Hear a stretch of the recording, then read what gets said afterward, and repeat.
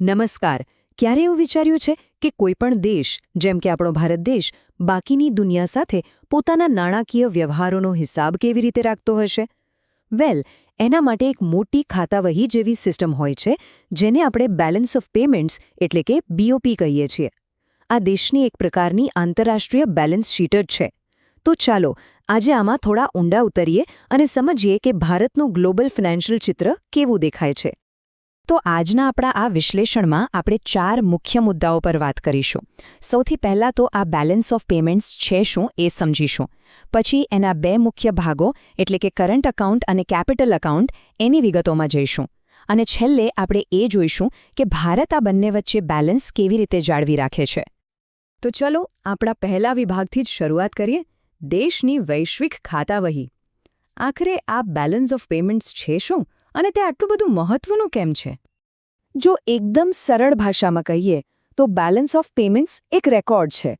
દેશમાં કેટલા પૈસા આવ્યા અને દેશમાંથી કેટલા પૈસા બહાર ગયા એ દરેક રૂપિયાનો હિસાબ.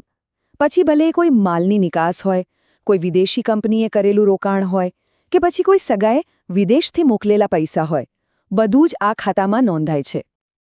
હવે આ રેકોર્ડને બરાબર સમજવા માટે નિવાસી અને બિનનિવાસી વચ્ચેનો ફરક જાણવો બહુ જરૂરી છે. નિવાસી એટલે દેશની અંદર રહેતી કોઈપણ વ્યક્તિ, કંપની કે સરકાર, અને બિનનિવાસી એટલે દેશની ભૌગોલિક સીમાની બહારના લોકો. બીઓપીમાં ફક્ત આ 2 ગ્રુપ વચ્ચેના ટ્રાન્ઝેક્શન જ નોંધાય છે, દેશની અંદર થયેલા વ્યવહારો નહીં. અને અહીં એક મજેદાર વાત છે. વૈશ્વિક સ્તરે આખું બેલેન્સ ઓફ પેમેન્ટ્સ હંમેશા ઝીરો જ થાય છે. આવું કેમ? કારણ કે આ ડબલ એન્ટ્રી અકાઉન્ટિંગ સિસ્ટમ પર કામ કરે છે. માની લો જો ભારતને નિકાસ કરવા બદલ $100 મળ્યા તો એ ભારત માટે ક્રેડિટ છે. પણ જે દેશે આયાત કરી એના માટે તો એ $100 ડેબિટ થયા. એટલે જ્યારે આખી દુનિયાના બધા વ્યવહારોનો સરવાળો કરવામાં આવે ત્યારે નેટ પરિણામ શૂન્ય જ આવે. બધું બેલેન્સ થઈ જાય છે. ચાલો હવે બીઓપીના પહેલા અને સૌથી મહત્વના ભાગ તરફ આગળ વધીએ. ચાલુ ખાતું એટલે કે કરન્ટ એકાઉન્ટ. આ ખાતું દેશના રોજબરોજના જે નાણાકીય પ્રવાહ છે જેમ કે વ્યાપાર અને આવક એના પર નજર રાખે છે. કરન્ટ એકાઉન્ટને મુખ્યત્વે 2 ભાગમાં વહેંચી શકાય: વિઝિબલ્સ અને ઇનવિઝિબલ્સ.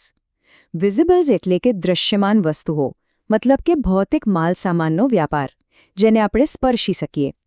અને ઇનવિઝિબલ્સ એટલે કે અદૃશ્યમાન, જેમાં સેવાઓ, વિદેશી રોકાણમાંથી મળતી આવક અને રેમિટન્સ એટલે કે વિદેશથી આવતા પૈસા જેવી બાબતોનો સમાવેશ થાય છે.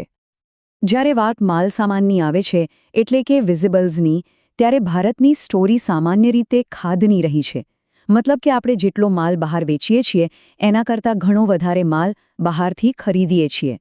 આમાં મુખ્યત્વે ક્રૂડ ઓઇલ, ઇલેક્ટ્રોનિક્સ અને સોનું જેવી વસ્તુઓનો સમાવેશ થાય છે. આને જ આપણે મર્ચેન્ડાઇઝ ટ્રેડ ડેફિસિટ અથવા તો વ્યાપાર ખાધ કહીએ છીએ. અને આ ખાધ કોઈ નાની સૂની નથી.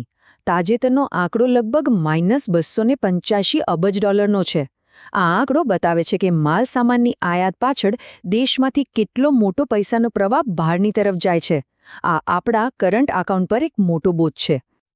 પણ અહીં જ તો આખી ગેમ બદલાઈ જાય છે. માલસામાનના વેપારમાં જે આપણી નબળાઈ છે તેની ભરપાઈ ઇનવિઝિબલ્સ એટલે કે અદૃશ્યમાન વસ્તુઓ કરે છે.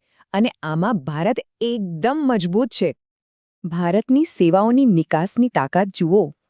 +162 અબજ ડોલરનો સરપ્લસ.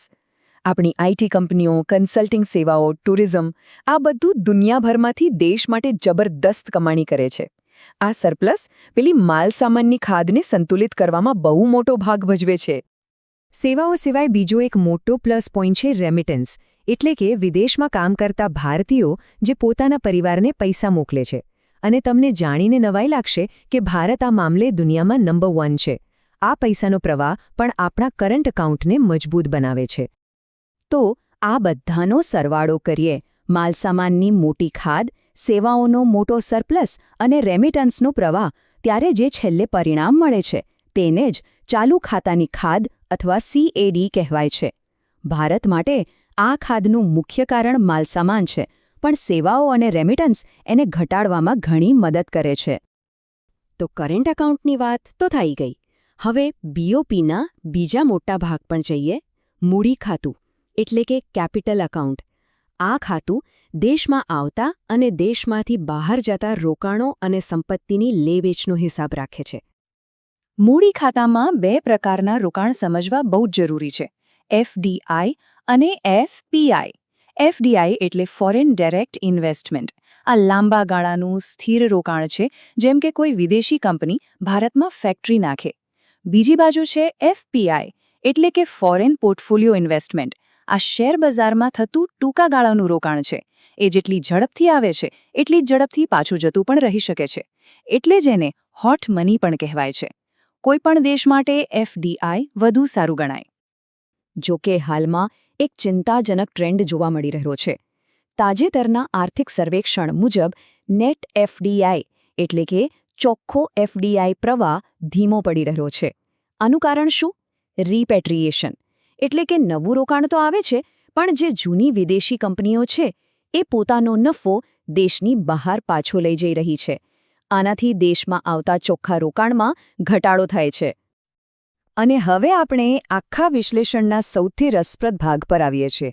આ બે ખાતા, કરન્ટ અને કેપિટલ, આ બંને સાથે મળીને દેશના એકંદર બેલેન્સ ઓફ પેમેન્ટ્સને કેવી રીતે સંતુલિત કરે છે.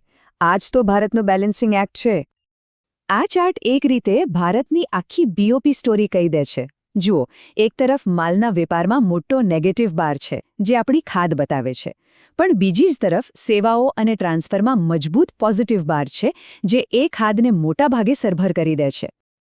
તો મૂળ વાત એ છે કે કરન્ટ એકાઉન્ટમાં બધું સરભર કર્યા પછી પણ જે થોડી ઘણી ખાધ બચે છે, એના પૈસા ક્યાંકથી તો લાવવા પડે ને?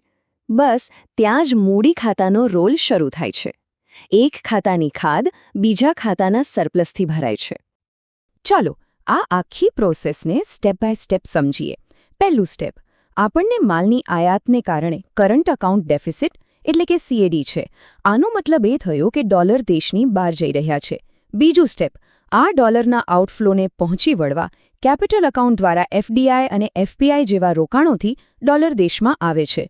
અને છેલ્લું સ્ટેપ, કેપિટલ એકાઉન્ટમાં જે સરપ્લસ થાય છે એ કરન્ટ એકાઉન્ટની ખાધને ભરી દે છે અને આમ ઓવરઓલ બેલેન્સ જળવાઈ રહે છે. આર્થિક સર્વેક્ષણ પોતે પણ આ વાતને બહુ જ સરસ રીતે રજૂ કરે છે. એ સ્પષ્ટપણે કહે છે કે ભારતની જે વેપાર ખાધ છે એની ભરપાઈ સેવાઓ અને રેમિટન્સ જેવા મજબૂત ઇનવિઝિબલ પ્રવાહો દ્વારા થાય છે. આ એક રીતે આપણા અર્થતંત્ર માટે સેફ્ટી નેટ જેવું કામ કરે છે. તો અંતે એક મોટો સવાલ ઊભો થાય છે કે જે મોડેલ પર ભારતનું બાહ્ય ક્ષેત્ર ટકેલું છે, એટલે કે સેવાઓ અને રેમિટન્સ દ્વારા વેપાર ખાધને ભરવી, તે કેટલું ટકાઉ છે? દુનિયાભરમાં જે અનિશ્ચિતતા વધી રહી છે અને એફડીઆઈ પ્રવાહ ધીમો પડી રહ્યો છે, એવામાં શું આપણું આ સેફ્ટી નેટ ભવિષ્યમાં પણ એટલું જ મજબૂત રહેશે? આ એક એવો સવાલ છે જેના પર દેશના નીતિ નિર્માતાઓ અને અર્થશાસ્ત્રીઓએ સતત નજર રાખવી પડશે.